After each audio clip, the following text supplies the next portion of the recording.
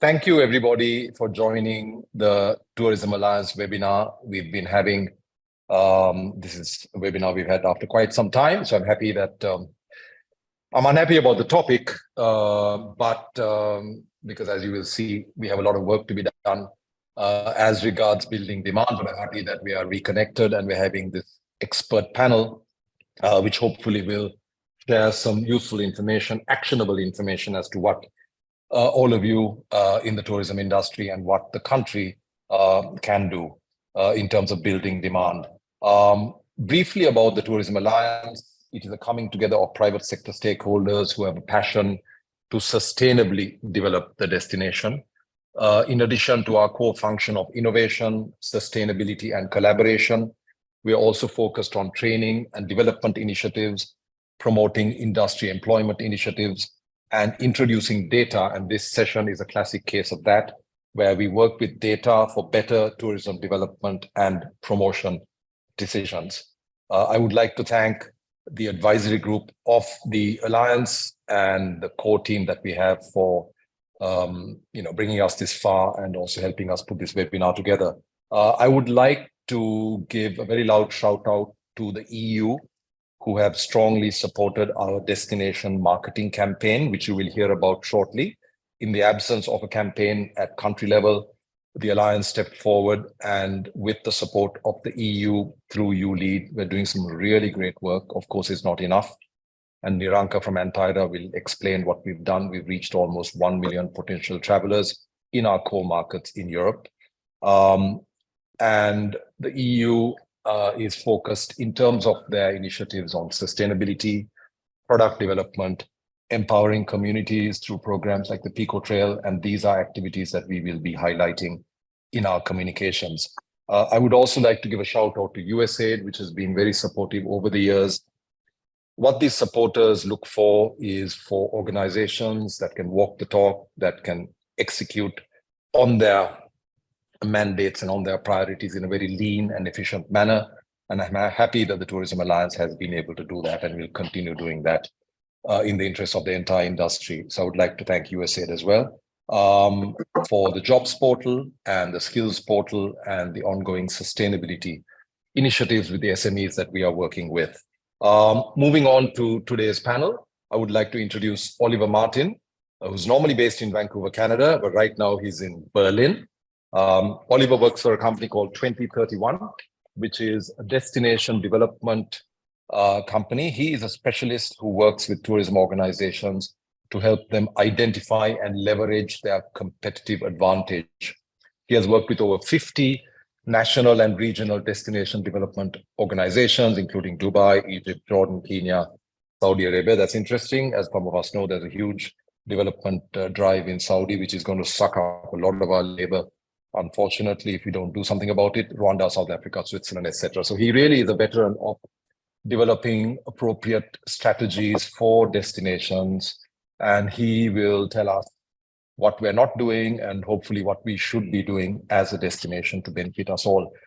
Then Niranka Pereira, who some of you will be familiar with, from Antyra. Antyra is an award-winning digital marketing agency with a strong travel portfolio based in Colombo with offices in Singapore and the US.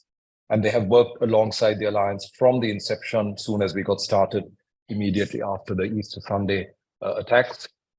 Thank you, Niranka, for your focus on digital and for sharing the November report in terms of demand, which we will share in the follow-up so that all of you watching can really understand what the traveler's perception of the country is and what the prospects are for your business in the coming months. Finally, Catherine Droga, from Droga and Company. Catherine has been a mentor of the Alliance from our inception. She specializes in strategy for sustainable destinations, which is ideal for a country like Sri Lanka. She worked for Tourism Australia before, which really could be considered a role model as a destination marketing agency. And she led the international operations for Tourism Australia. And having worked in the media and tourism industry for over 25 years, she has extensive experience in both tourism development and promotion, which is exactly what this webinar is about. So enough from me. Over to you, Catherine. Thank you so much, Malik, and to all our listeners and our viewers today, welcome to what I hope will be an incredibly valuable session for you all. And the most important thing is to really get some outtakes for your business as a result of this discussion. At a high level, we're going to kind of flow through 3 key areas today, just so you know what we're going to do in the next hour. The first thing we're going to look at is very much about consumer insight in terms of demand for Sri Lanka and the perception. So it's all about consumer-driven research, and that's what Oliver will take us through.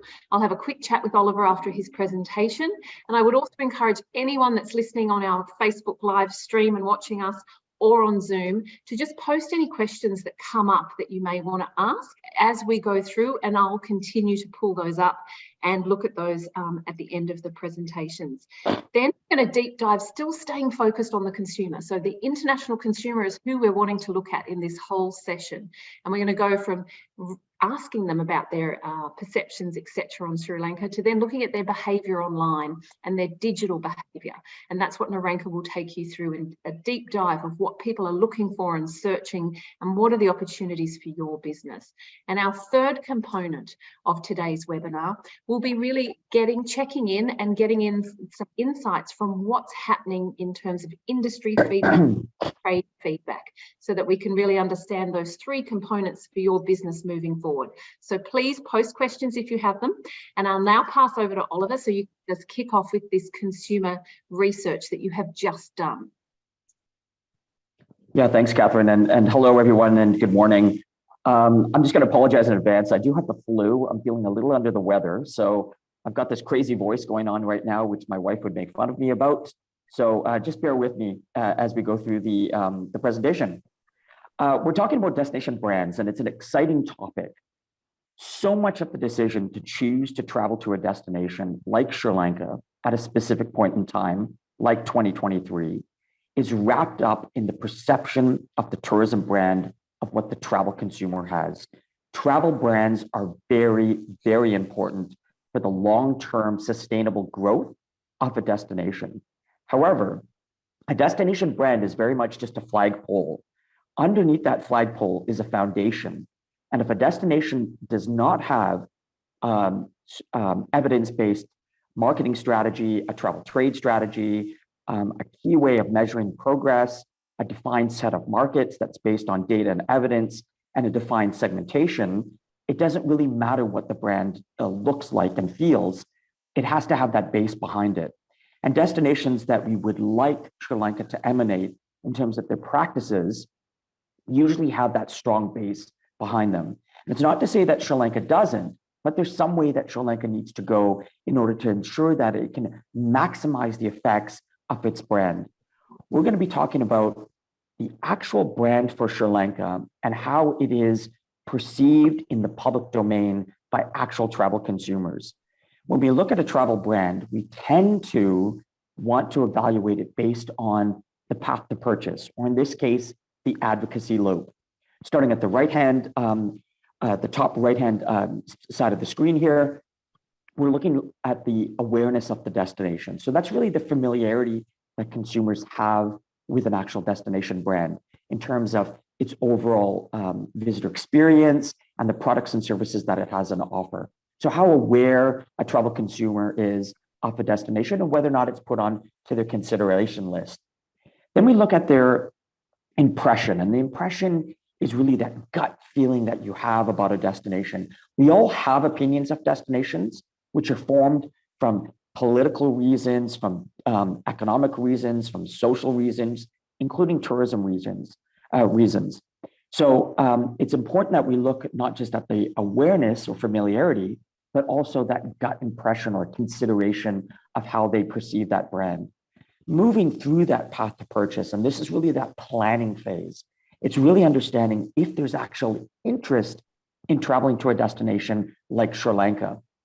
And then lastly, assuming a traveler travels to Sri Lanka or maybe considers another destination, travels to another destination, but still speaks favorably of Sri Lanka, are they actually willing to recommend the destinations to their friends and family? If they're at a family dinner and their friends or their family members are asking them, where would you recommend we travel to? How willing are they to say Sri Lanka? Now, in terms of the data that we're going to present here, the Tourism Alliance has engaged our firm to track Sri Lanka's brand on a half-year basis, and we're going to do this over the next 2 years. We have some baseline data that we're going to present that some of you may have seen that we presented to the industry in Sri Lanka in April of last year. We're using that as just a comparison point, but really this research that I'm showing you today is the benchmark research. It's conducted with actual travel consumers. It's representative samples of travel consumers in 8 major outbound travel markets. We're looking at Russia, India, Kingdom of Saudi Arabia. And then in Europe, we're looking at Germany, Italy, Spain, France, and the United Kingdom. The field work was carried out in September, October of this year. And the research, because it's based on statistically accurate quantitative sampling, is accurate within plus or minus 2 to 3 percentage points. So this data can be projected up to the total outbound travel population in each of these countries. And here's the exciting thing. Well, we're just going to be showing you the results for 8 markets. This research is done in a total of 26 markets on a regular basis. And these are these dark gray highlighted countries that you see here on the screen. We'll talk to the Alliance after this and see how we can make some of those data points available so that you can see how Sri Lanka is actually perceived in some of these other countries around the world. Okay, we're going to talk first now about familiarity with the destination. And I really want you to focus on the green bars. The green bars is the October data, so the most recent data here. The comparator data is highlighted here in this magenta kind of purple color, and that's April 2021 data. As you'll see across the board in terms of familiarity or awareness of Sri Lanka as a travel destination, the scores have dropped. And they've dropped consistently across the board for all of the markets that we tested in the last wave. And there were 7 markets. The only exception here is the Indian market, where we don't have a comparison point back to April 2021. If we take the average of those markets and year-over-year comparison, and this is highlighted in that dotted circle, you'll see that there's that definite drop. And on the right-hand side of the chart, we've got just a benchmark comparator where we looked at an aggregate score for one major competitor. In this case, it's Egypt, just so you can see apples to apples. Now, what this data is telling us is around 20 to 25% of travel consumers in each of these countries is aware of Sri Lanka as a travel destination, but it has dropped from around 30% in April of last year. Now, looking at impressions, so that's that gut feeling that you have about a destination, the scores are considerably higher, which is good. Those people that are aware of Sri Lanka have a generally positive impression of the destination. But again, looking at that dotted circle, you'll see that the scores have dropped across the board consistently for all those markets.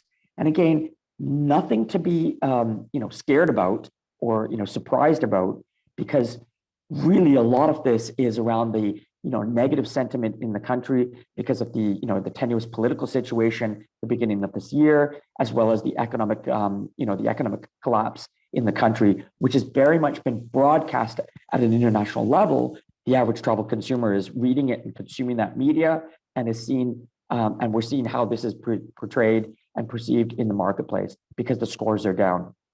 Now, in terms of interest to traveling to Sri Lanka, again, the scores are hovering anywhere between 30 and 45%, which is very positive, higher than the number of people that are aware in the country. But again, if we look at those average scores, consistently down from April of last year. And then lastly, and this is really the recommendation of the destination, are people willing to recommend Sri Lanka when either they're asked about Sri Lanka or if they're willing to offer up an opinion of Sri Lanka as a tourism destination? Now, again, the scores are positive, generally speaking, because they're higher than the awareness scores, but overall, they're down substantially from April of last year. So really what these 4 data points are telling us is that perception in the marketplace of Sri Lanka is down year over year.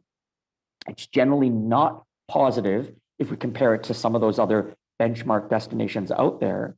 And it's also telling us that as much as we've tried over the last year to promote the So Sri Lanka brand, underpinning that is the need for that strong foundation Are we targeting the right markets? Are we targeting the right consumers? Are we ensuring that we're putting our best foot forward with the right products and services? And are we engaging in the right channels? And I think this data is telling us that some of those questions still have answers that need to be associated with them. And other things are telling us that Sri Lanka is not aligned with some of that best practice that's out there with some of those other destinations like Australia and Canada that have that strong base underpinning their brand. So I'm going to move on to Catherine now and pass it over to you. Thanks so much for that. So there's, I think there's a mixed message in there that I'd like to kind of dive a bit more into. Can we start first, Oliver, by just talking about what do you think are the must-dos for Sri Lanka as a destination? You're seeing that there's been those drop-offs, and some of those may be natural drop-offs given the situation that has happened and the economic crisis and the challenges that presented. But what do you see is top of required at the moment for Sri Lanka as a destination? I'm a big fan of a less is more strategy, and I think the data points are telling us that there is this point that Sri Lanka has very high brand scores in India, and India, Sri Lanka benefits from having a very, very large international outbound market right in its doorstep. Indians know Sri Lanka exists. There's cultural and trade links to the country. There's half decent air connectivity to the destination. I think this data is clearly telling us that there is a definite opportunity in the Indian market. It's also telling us that, some of the traditional European markets for Sri Lanka that have predominantly done well over a number of years, there's softness in those markets. The one thing that I didn't present here on the data is going into 2023, we're going into a very, very deep, strong, and likely to be protracted recession. 2023 is not going to be a fun year for travel and tourism. So if we are to weather this storm and come out stronger on the end and ensure that Sri Lanka can outcompete all the other destinations that are going to be trying to attract that high value travel consumer, it's better that we look at a fewer number of markets and try to maximize our resources in those markets, India being one of them. And I think that's a really interesting point because India has often been seen as that neighbouring destination for kind of more the low yield opportunity, but it's such a big country. Are you seeing for other international markets that there is a high yield, experiential traveller coming out of that market that could be an opportunity for Sri Lanka? Yeah, great question, Catherine. I actually think it's a loaded question because I speak ad nauseum about the high value, experiential and authentic based traveler. On this report that was delivered to the Tourism Alliance, and I think it's going to be available to your members. Absolutely. At the back page of this report, again, it's just a mini report, right? It's taking a handful of data points from literally thousands of data points in this research.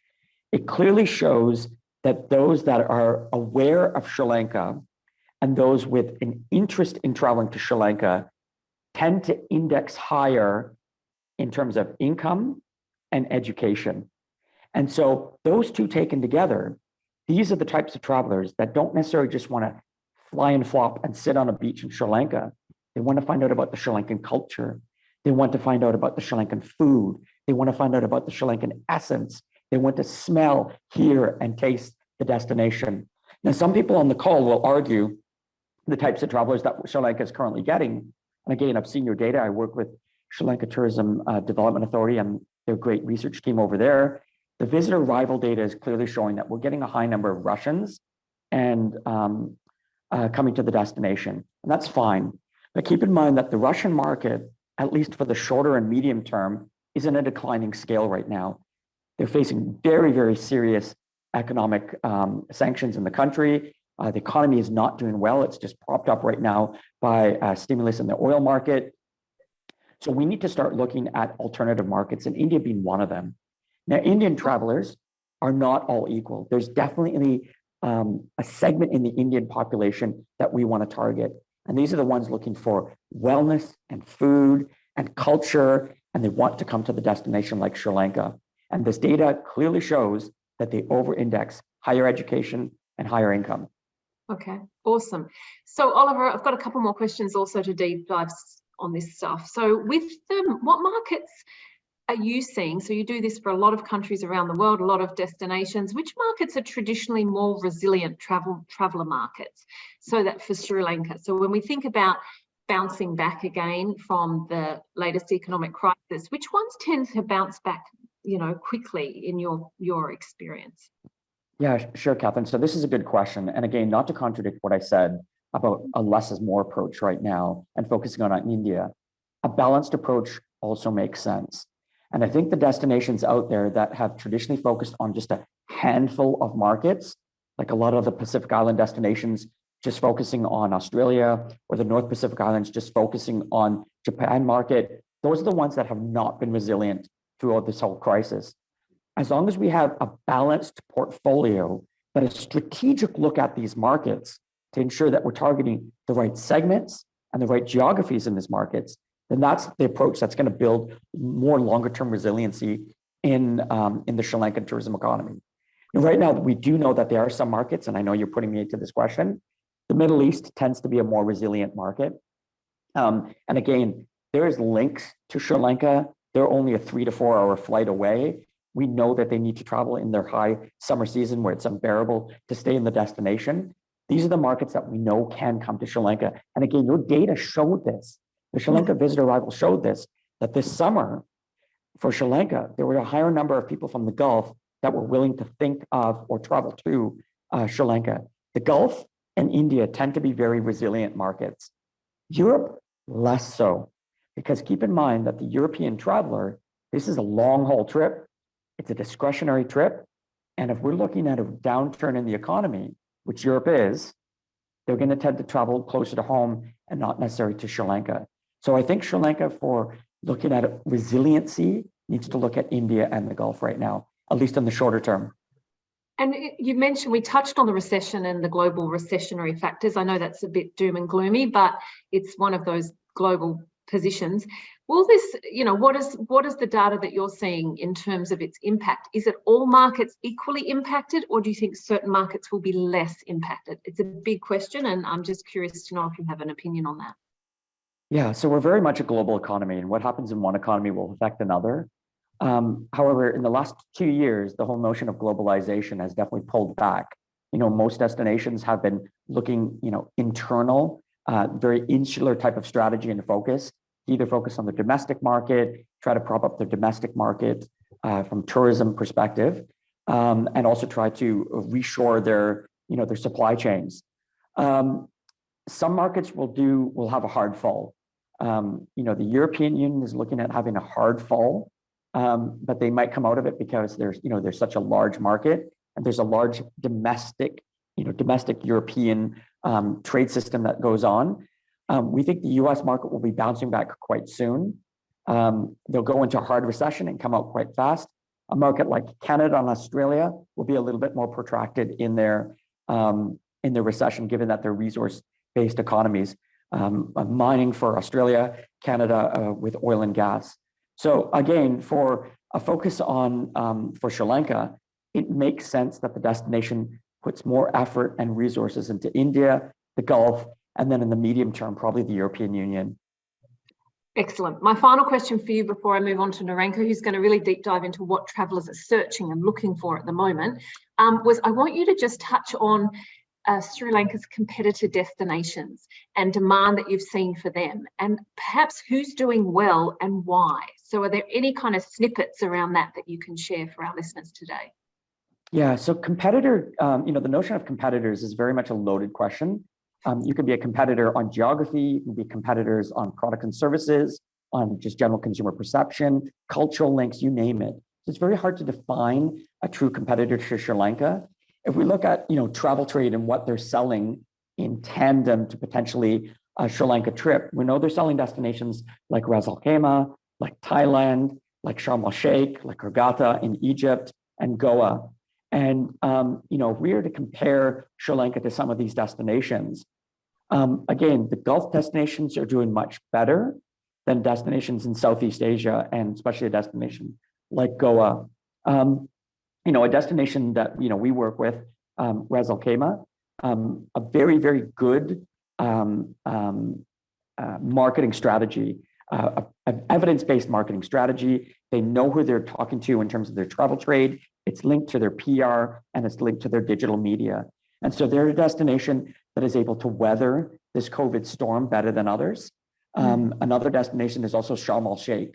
They lowered prices, but they diversified the number of markets they wanted to target. With a destination like Sri Lanka with less resources, I think in the shorter term, it makes sense that we focus on a fewer number of markets. Awesome. Thank you, Oliver, for that. That was really interesting. We'll come back to you at the end, but I think we're going to move on to a chat with Narenka around consumer trends right at the moment and what people are searching for. I've noted also, Narenka, that there was some research that was released yesterday by the WTTC, World Travel Tourism Council, with 26,000 consumers across 25 different countries that showed that 63% of people are currently planning a leisure trip at the moment within the next 12 months. So of all this survey, which is a buoyant sort of opportunity, and over a quarter of these people of these travellers were intending to take 3 trips, international trips or more, in the next 12 months. So there is still that demand and that capacity and that travel sentiment to take a trip. This whole webinar is around how can Sri Lanka take more of that. So can you share with us now some of the research that you've been doing in the digital space that I think will be really interesting for viewers? Thank you, Katie. So before I actually jump into numbers, I just want to maybe offer some context to what we're talking about so that hopefully it's a little easier to digest. So out of all the digital channels available out there, search marketing is what we refer to as an intent-based channel, right? So what that means is when somebody goes and types, is Sri Lanka safe to travel to in 2022? We can look at the terms that they use to conduct that search and basically infer a certain intent. And what we have done is we've taken a significantly large sample size of 6,500 odd keywords.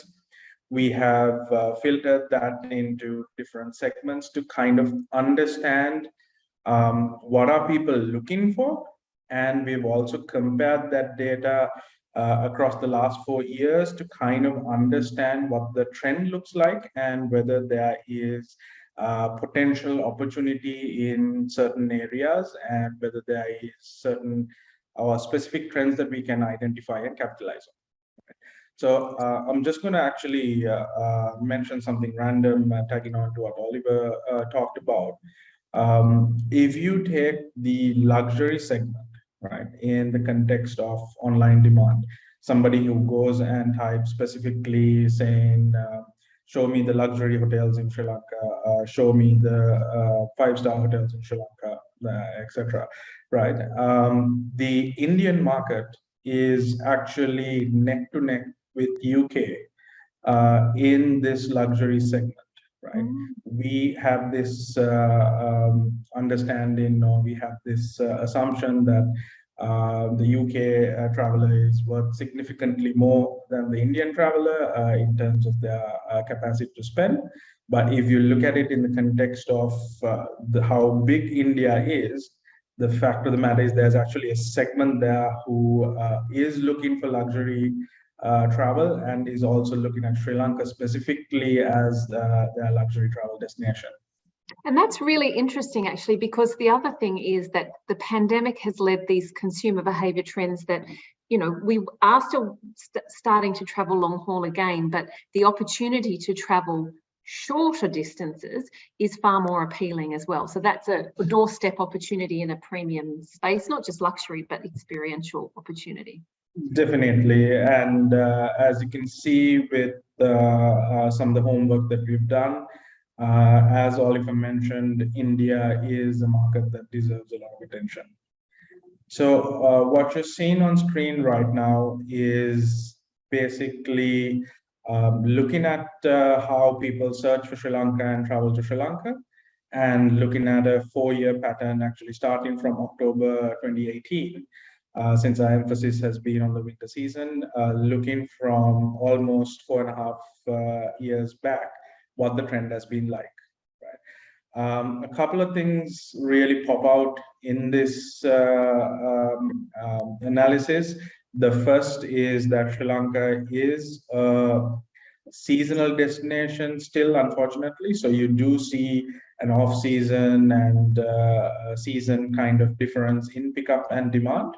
And you can also see how certain external variables have really impacted this demand for Sri Lanka overall, right? And the unfortunate thing is, if you take the last 4 years, consistently something has happened, and that is reflected in these patterns. So you can see, if I start from the left to right, you can see how Easter Sunday had a major impact, and demand for Sri Lanka as a whole reduced. But that started picking up, and confidence in the destination was being rebuilt slowly. Pandemic hit towards March 2020. You can see overall tourism was down. The patterns indicate that really the conversation was at a negligible level. And what was encouraging to see is the data shows that there is what we can call a post-COVID-19 era as such, because demand started coming back from September last year and picking up. Right? This demand, I feel all of us have seen in occupancy numbers the last winter season, but the socio-economic crisis in Sri Lanka also translated to another drop. Right? What is encouraging to us at the moment is, while there may not be a very foundational level statement that is made everywhere saying you should be traveling to Sri Lanka right now, there does seem to be some encouraging momentum where interest is returning over the last 3 months. So what we are hoping for when we look at this is that typically we see up to November there is momentum upwards ticks usually, and then you see a small drop in December, and then a massive spike in January, right? So if this trend holds true in the coming months, we are hoping to see something similar. Great. Awesome. So here I just want to put this into context, taking year-on-year demand. Here what we've done is we've taken a smaller subset of search terms which are evergreen. So just to explain that concept, in 2018, nobody looked for quarantine hotels or safe and secure hotels, for example, right? And in 2020, 2021, those became popular search terms. Now they are slowly fading away again, right? So to do an year-on-year comparison, what we've done is we've identified a subset of evergreen keywords like Sri Lanka travel, Sri Lanka tours, hotels in Sri Lanka, that sort of search terms, to kind of understand how we are tracking. So you can see the yellow line on your screen, and the green line is 2021.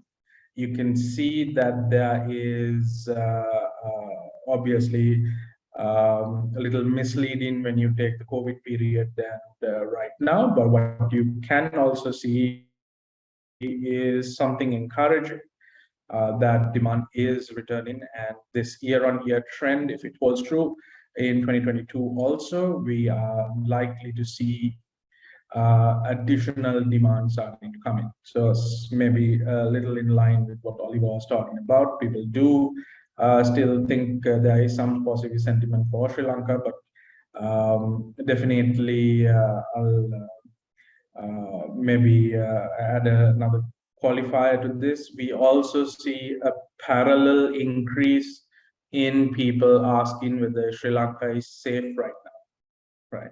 So while we may have this idea that the travel advisories, all of these are being slowly lifted and consumer confidence is returning, it still seems to be potentially individual, personal conversation that people want clarity on. So the trends in the momentum and the increase that we see is also correlated to the increase in people asking, is Sri Lanka safe? And I think it's a really good insight that this is what consumers are live in the last couple of months looking at, searching and planning. But if that's a consideration that people are checking in on, for those people that are listening, whether it's an operator, a travel distributor, an intermediary, an SME, any customer touch points that may be coming up, that reassurance that can be made in a one-to-one environment in any content is something worth considering. Definitely. And possibly at the brand level, even this is conversations that you may need to have when you're trying to convert interest into a booking. Great. Thanks, Narenka. Awesome. Oliver's findings are spot on with what we see from a quantitative analysis as well. India has been continuously the market that has wanted to travel to Sri Lanka and search for Sri Lanka.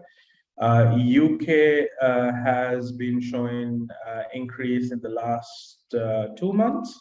UK and India are now getting closer to each other in terms of the actual demand volumes. But what is interesting to see is India has consistently been the travel market that has wanted to come to Sri Lanka. And there is, I believe, as Oliver mentioned, the user profile kind of dictates it. I'll be talking about that in a minute.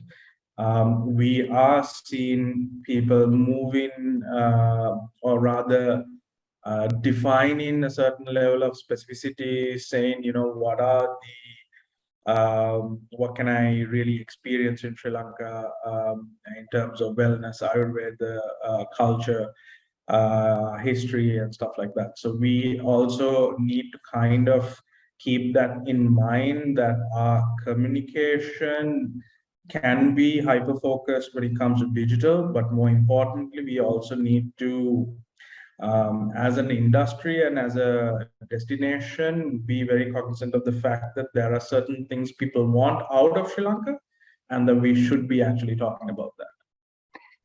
And so can you tell me, just out of curiosity, what were the top 4 in terms of what is this axis on here in terms of, is this total volume of Sri Lankan search terms, or what is that axis giving us in terms of someone's just yes.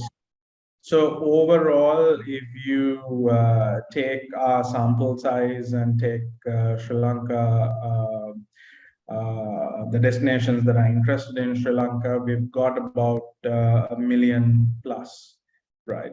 And of that 1 million plus, the top 4 markets actually account for 55% of that demand, right? So, sorry. No, that's good. So if we were going to pick and choose our battles, and I do preface this saying this research is done for the English-speaking markets, right? So if we were going to pick and choose our battles, there are 4 destinations that consistently pop up, right? And this doesn't also necessarily mean that we should ignore any other market. The November report is out. Anyone can download that from the Tourism Alliance site, and we've actually offered some additional information on experience-specific markets. So there is actually a difference between who is looking for wellness in Sri Lanka versus who's looking for luxury and who's looking for absolutely. Yeah. So it's the next level down that really starts to speak to the market opportunity by the experience opportunities as well. And who was, just out of curiosity, who was 5th and 6th on the list after those 2? Am I testing you too much by asking you that here? It fluctuates, right? So there isn't really a given answer. But you can see markets like, I'm referring to English-speaking markets, or at least searching in English online. You can see markets like Germany, France, Spain, the UAE, Singapore, Hong Kong, right? Those seem to be kind of our marketing mix for in terms of the English-speaking market. Okay, thank you. Awesome. So I wanted to take a minute and maybe deep dive into this and offer some context to what our viewers are seeing here. There is a defined market and there is an undefined market, right? The defined market is those who have a specific purpose in mind already when they're talking about Sri Lanka, right? And the undefined market is they're thinking about Sri Lanka, and the conversations of what they would be doing in Sri Lanka is probably going to be secondary when they get into conversations with travel agents and tour operators and potential properties, right? So the reason I differentiate this and talk about these specific experience types is there is quite a bit of potential out there for brands to actually become experiential heroes, right? To associate themselves with these different kinds of experiences, and also the possibility of incentivizing or rather promoting that specific category, say Sri Lanka is the destination that you need to choose, right? So if we look at it from a country level marketing strategy, there are a lot of additional things that we should be talking about and we can potentially talk about. But at least at the moment, there is enough conversation for brands to actually take up the challenge, right? And I qualify this with in this sense, when you take categories like wellness, there are actually some brands in Sri Lanka that is already occupying a bit of that headspace.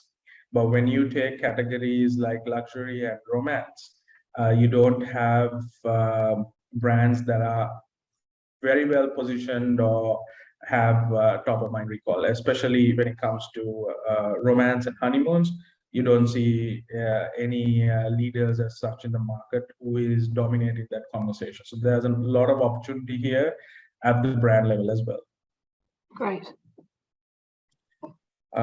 So this is just to offer some context, nature and wildlife, and I believe wellness are the two fastest growing categories so far. We will, of course, continue to monitor and with enough of a data set, hopefully look at how the trend stands across the winter season. Okay. Awesome. And finally, just some thoughts on how to use this data and potential opportunities for you at the brand level. I believe there is 3 opportunities out there that can potentially be monetized. One is that there is behavior out there, people looking for information, things to do, etc., based on duration of travel, right? So if you look at it in the context of an itinerary, there is quite a bit of volume of people outside of Sri Lanka. This is all potential foreign tourists who are looking for 14 days, 7 days, 10 days, etc., and defining their duration of travel. So from a brand insight perspective, your content, your itineraries, your travel, your basically marketing mix should potentially look at this. Then the honeymoon level targeting, right? I've just given some numbers here, 7,800 odd searches. So what this means is there is a segment out there who are specifically saying, I'm trying to come to Sri Lanka for a honeymoon, right? And this, in all intents and purposes, is the possibility of micro-targeting and for brands to kind of capitalize on what's happening, right? And the final piece of advice is based on attractions. There is a lot of from your social media influencers to these things, there are specific attractions in Sri Lanka that tourists want to see, and they feel that is their trip to Sri Lanka is not complete without it, right? And these are just two examples, the Aluma Falls and Ala Rock, right? So it was surprising to me also when we were doing this research. Ala Rock I could understand, but the Aluma Falls, right, popular waterfall, has about 1,500 searchers outside of Sri Lanka specifically looking for that attraction. So there is, if you look at your top of funnel targeting, there is potential for you to associate your brand with specific attractions and build a funnel that you could hopefully convert. And I also think this is the point about digital and the power of the digital medium for individual operators to be able to start curating content on their platforms at a low cost. This is not something that you have to have huge budgets to do. It's about on your individual platforms, how do you look at what you're offering and look at what the consumer is searching for and continue to create beautiful content that's relevant to your experience that perhaps touches on some of these points if relevant for you. So I find this a really, really practical slide, Narenka. Thank you.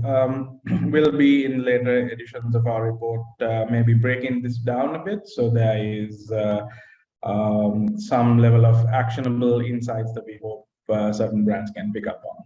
Okay, great. Is that it? Have you got one more slide? Yeah, so we just wanted to share with everyone the campaign that we've been doing. So just a quick overview of what's been done. So as Malik also mentioned, we wanted to boost the winter season as best as possible with the budgets that we had available. So we set ourselves a target of reaching 1 million plus potential tourists in the span of 4 months. I'm very happy to report as at 30th November this morning, we had crossed that 1 million mark. What we've been doing is we've taken the travel consumer journey as a 7-step process where people are first inspired, as Oliver mentioned, they talk about the destination, they see something, they want to travel to Sri Lanka, they start actively researching, saying, you know, what can I do here? When is the best time to travel, etc. And then they start getting into the nitty-gritties of planning, saying, where am I going to go? Is it Kandy or Galle, etc. So when we take this 7-step process, we've focused on the first 3, which is where we felt that we have the highest opportunity to potentially convert interest to actual decision to give Sri Lanka a shot. And with that in mind, we've reached 1 million plus potential tourists. We've been to enforce top of mind recall. You can see some examples here. We've been pushing the same message to the same person over and over again. So that there is that top of mind recall. So we've delivered over 50 million impressions. And we've got people coming on to the Love Sri Lanka website, checking out Sri Lanka. One thing specifically we did is talk about the actual on-ground situation. So you find a lot of engagement on those pages, and then using Love Sri Lanka as a research platform to better plan a holiday in Sri Lanka. Great, that's fantastic. Is that everything, Narenka, or have you got one more slide? That's it from me. Okay, awesome. We've got some great questions coming through, so I might just put Oliver back on with you, and I'm going to touch, I'm mindful of our time because I want to wrap up and do some deep insight with Malik as well. But I just wanted to start with a couple of the questions that are coming up in the chat. One in particular that I think would be really good for us to touch on is the China market, because obviously, you know, there's a lot of discussion around that. And I'd like to just throw to Oliver about that in terms of what are the trends of that Chinese market for Sri Lanka in the short and medium term. Yeah, so Catherine, this is a question I think so many destinations are asking. Oh, everybody. And these destinations that relied very heavily on the China market, you know, the Chinese market did, you know, just amazing growth, you know, double-digit growth in terms of volume. What a number of destinations noticed is that the yield usually trailed the volume. And it's nothing to say about the Chinese traveler, right? Because the Chinese traveler, like the British traveler, the German traveler, or the Canadian traveler, there's segments that we want to target. Unfortunately, we tended to target the type of traveler consumer based on the travel trade we were engaging with that weren't necessarily putting money back into the destination. Now, I'm not speaking specifically about Sri Lanka, but I'm speaking about a number of destinations that we work with. Of the destinations we work with, and currently right now we've got 29 clients on our roster in the Middle East, North America, Europe, and Asia, and Africa. Only 2 of those 29 have re-engaged back in the Chinese market. There's concern about the market. A zero COVID policy, a number of them have pulled back their air capacity and have redeployed it into European routes or domestic routes. So air connectivity has been a little bit hesitant to grow back. And the zero COVID policy doesn't help, right? There's a lot of restrictions on, or at least a perception of restrictions of travelers coming to and from China. And so again, if we're looking at trying to Catherine's point, look at markets that are a little bit more resilient in the short term, and we've got limited resources, we're facing an economic crisis, then it becomes a question of where can I put my money so I get my highest return on investment? And so we're starting to see destinations like Canada, for instance, like Dubai, for instance, that are putting less money in China or none, at least in the short term, and redeploying it into other markets. Now, it's nothing to say that there's not a good opportunity for China and Sri Lanka on a go-forward basis. But if we look at the data from the last little bit, and we looked at the declining yield out of the Chinese market, this is the best time than ever to think, what can be our medium and long-term strategy in the Chinese market? So we're not necessarily going after large volume and low yield, but we're going after sustainable volume and high yield to build a better footprint in the marketplace. And so again, the Chinese market, because of the overwhelming size, speaking before the COVID pandemic, it becomes one of those markets that unless you come to the table with a strategy, they're going to dictate a strategy to you. So I think that a destination like Sri Lanka, where we're trying to grow more sustainable, that we're trying to promote wellness, we're trying to promote some of our more authentic-based experiences as opposed to the mass tourism experiences, it becomes the time now that the Tourism Alliance finds a bunch of smart people around the table to figure out what our medium and long-term strategy is for China, and then re-engage the market when it makes most sense for the destination. Not saying don't do it now, just do it maybe in smaller steps. Exactly. And I think that opportunity to reset a market in terms of the customer base is really the soundbite that's coming out of that. Thanks for that, Oliver. Final question for you is really, and then I'm going to throw to Naranka on a question, was the digital nomad visitor. So we've had lots of discussions, I've seen a lot in the trade and the consumers about this longer term traveller who's looking for 3 to 6 month trips and the opportunity for Sri Lanka. Are you seeing that in other markets that you're working in, or thoughts on it for Sri Lanka? And Naranka, can you close the screen, please, so we can put the big screens back on? Thank you. For sure. So really quickly in the pandemic, there was this notion of this traveler that was willing to, hunker down and go to a destination and isolate and spend their money and then happen to work.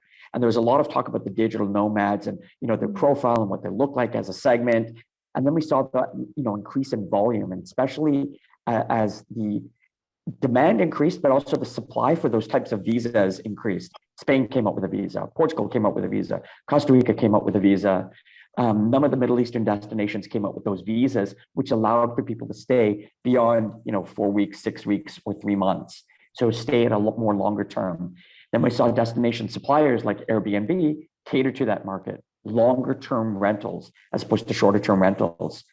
I think we've seen the absolute size of that market now peak, because corporations are doing whatever they can to try and get people to come back to the office spaces, down into the downtown cores. So I think the absolute size of that market has peaked. The long-term viability of that market, very, very powerful. And it becomes not one of those, it's going to solve all your problems, but it becomes one of those segments that could potentially address Sri Lanka's systemic seasonality challenges. Yes, that's it. We don't necessarily want these travelers to take all of our hotel rooms in high season. We want them to take the hotel rooms in Colombo Negombo and Sigiriya in lower and shoulder season. And it could also potentially address some of our dispersal problems and challenges in Sri Lanka. You know, a majority of our travelers. Yeah. So you're saying it's a visitor group that can support. It's a segment. It's a segment opportunity rather than, you know, switching. It just fills it out. So that's a good, that's lovely. That's really interesting. Narenka, a quick one for you is sustainability. We talk a lot about this as a positioning for Sri Lanka, and we know it's a competitive set that we're continuing to grow. Malik's going to talk a bit about that. Are you seeing that that's a search term that is, I know it's a small section still, like all the niche sort of experiences, but are you seeing a growth in this, in search term and demand or thought process of consumers in this space? There is a certain volume, Catherine, but if you look at it in the context of the entire data set, it is still significantly small. What we potentially feel is what we've been seeing consistently over the last 5 years is that responsible tourism and sustainable travel are decision-making conversations, but they don't seem to be happening at the inspiration research kind of phase. So what that means is they don't start the conversation saying, I want to go to a sustainable hotel, eat candy. They go through the usual process of I want to stay in candy, what's the prices like, etc. And then out of these 3 or 4 properties, which one practices responsible tourism and in that funnel. So it's around, so it may not be that top level search term, but as a funnel in terms of consideration for a property, you're seeing it as a value. Well, yeah, because if that was a core decision-making factor, you should see it at the top of the funnel where they're saying, I want to see only sustainable hotels, right? But I do want to mention, I believe it may fall under the umbrella of sustainability, which is eco. Eco specifically is showing some growth. Yeah, and for us, I think it's just the terminology that the consumer uses, and people use different terms for this whole space. So I think if you're seeing growth in that, I think that's a real plus in terms of that space. Thank you so much. I'm going to add Malik to the conversation if you're still there. Malik, are you with me? Yeah, right here, Catherine. Awesome. We've had some really good debate and discussion around some of these consumer trends and really trying to we could do this for hours, and I think we should continue to do this as new data comes in and we look at it. But I'd love to ask you from the industry's perspective and from the Alliance members' perspective, what are you seeing specifically around consumer perceptions and sentiment at the moment for Sri Lanka? It's still very negative, Catherine. We've reached out to, we've done a poll of Alliance members and then personal experience doing sales calls in Europe for the last 4 or 5 weeks. Travelers are uncertain, they're nervous. They've not heard the counter argument after all the negative media that things are back to normal. I mean, to be honest, I think both Oliver and Niranka were rather polite in their presentation, but the point is that we are really limping back. Limping is the word, too slowly. And if we say that things will be better in the next few months, that's the end of the winter. So right now, we are seeing festive across the industry on average around 30%, which is the lowest it's been. Watching know that there was a big bounce back after the Easter attacks. There was a big bounce back after we opened up for COVID. At the end of 21. The numbers that the industry are seeing now are frankly pathetic. We have wide availability over festive, which never used to be the case. So we are looking, I'm talking at a cross section of the industry at about 30% over festive. That's from around the 20th of December to about the 10th of January. And if you look at the whole winter season as a whole, I mean, consumers are booking more and more last minute because of uncertainty. But you're looking at probably 12 to 15%, which is the lowest occupancy business on books for Sri Lanka ever in recent history. We're all dealing with this, and there isn't a general understanding or industry position on this, but it's sad. I mean, it's heartbreaking to see people looking at rebuilding their businesses in that peak window and seeing that there's very little business coming down the road. Travelers generally are entirely unaware of the return to a relative stability since July. Some of us have been clamoring for a consumer campaign since as far back as July, and the general kind of laissez-faire is, near the winter, business will come. But as we see from Niranka's stats and Oliver's stats, is that travelers, if they organically feel they're safe, that's going to take a year. We don't have that time.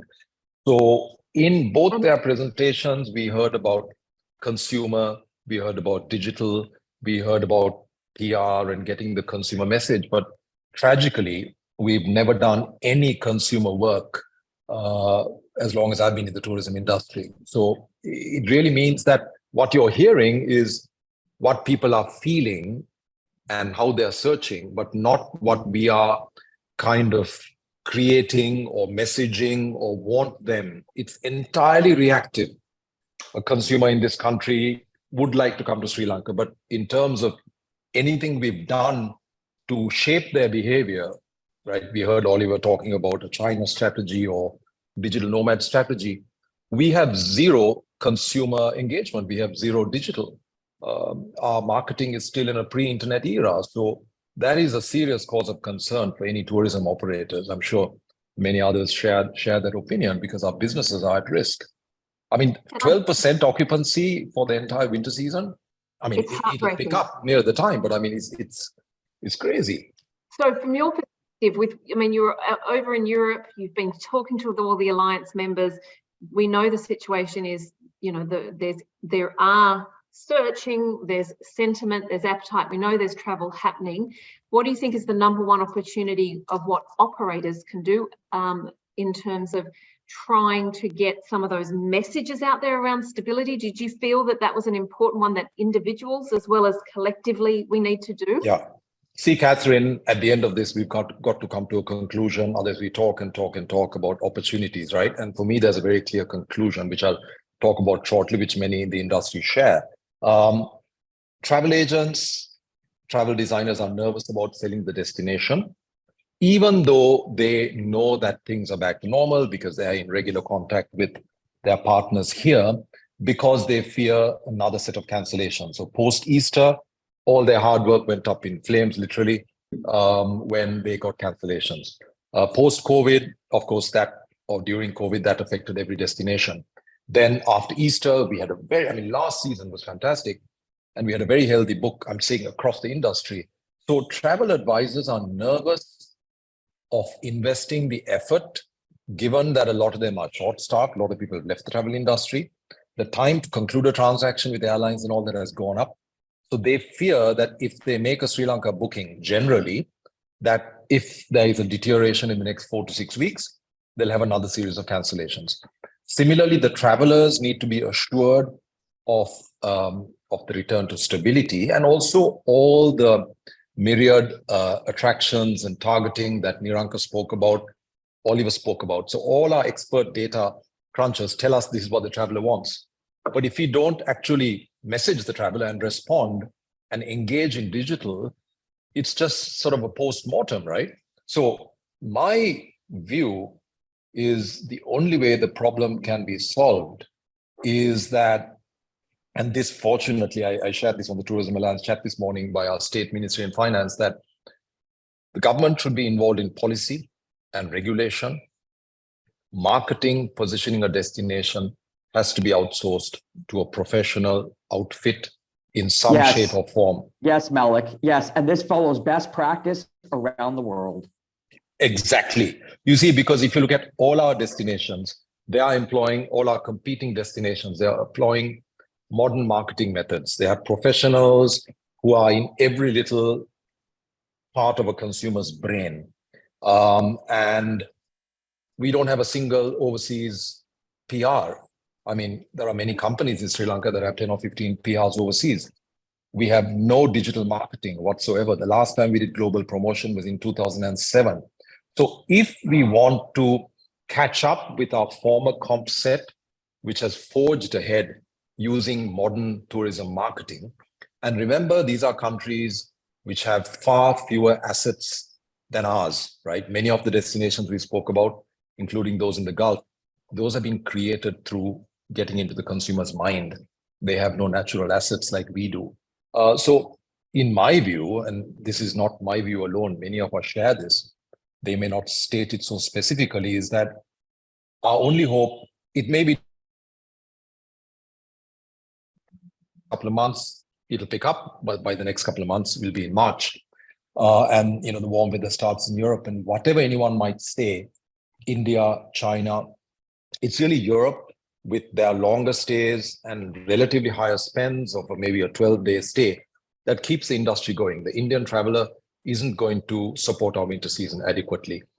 We have a lot of Russian travelers who are here who are at very low, relatively low rates, and it's entirely on LKR on rupee basis, ruble rupee, so there is no foreign exchange benefit to the country. So my honest view, and I'm glad that Oliver piped in, and we might hear something from the audience also, hopefully, that we really need to, like tomorrow, essentially get a professional unit. The money is there because the money is raised from the industry, right? We all contribute 1% of our revenue, but it isn't spent in a modern tourism marketing manner. Now, you can't blame those who are responsible for spending it also, because governments aren't particularly good at marketing and positioning and digital. So it really should be, just look at what other successful countries do. Look at Singapore, Dubai, Australia, New Zealand, USA, you name it. There's not a single successful destination that employs the tactics or the lack of tactics that we do. So in a word or in a sentence, for me, that's the only option if this industry is going to start yielding some returns to those who have invested, and those 3 million whose livelihoods depend on tourism. It's the biggest single potential to resuscitate our economy. It isn't the other industries, but it's tourism, because the net value added in tourism is almost 100%. That's exactly right. And so I think that's a great insight. Thank you, Malik. Moving it more to a private sector focus, just to wrap up around the Sri Lanka Tourism Alliance, we had Sandrine just message on the chat around how they can find out more information on the messages that are being delivered by the Alliance around these campaigns. Because I feel like that was an invitation or an opportunity to understand that content, and is there shareable content that other operators can be using to disseminate out those key messages, which are halo messages for Sri Lanka. They're not just individual operators, but they can be utilised by an individual operator for their business and to raise the voice. So perhaps you could just touch on that a little bit, and maybe we could make a point of putting something on our homepage so that people can really see a toolkit or an update straight tomorrow on some of this stuff. It is already on the website, but over to you, Malik, just to give a bit of a snapshot. Thank you. When we started, we knew we had to crowdsource and get the message out because we are working with limited resources. So we are working on a series of videos. You've already seen some of the graphics that Antyra have been pushing out. The theme of the campaign is Fall in Love Again, because our original post-Easter was Love Sri Lanka. Now it's Fall in Love Again. So we will share with everyone who signed up for this webinar through a newsletter that will go out early next week. And on our website, the collateral, we're doing some really cool 5 amazing videos in collaboration with Raw, who've been great partners, and other channels. We're doing some digital, videos for digital marketing with Antyra as well. So probably in about a week, we'll start sharing these resources to our membership. We have close to 3,000 members, and then others who signed up for this webinar. We'll send you all this collateral. Actually, we'll have it on the website. You can download them, and please share them on your channels, because in the absence of a national digital strategy, we have to do our own, and everything will have an impact, and ask your partners in turn to please share. So thank you for that interest. No worries, that's fantastic. Well, I'm mindful that we've gone 10 minutes over time. So Malik, would you like to do thank yous and wrap up? All I have to say is thank you. I hope the authorities listen to our plea that we really have to get our act together. Time is not on our side in terms of promoting this destination properly.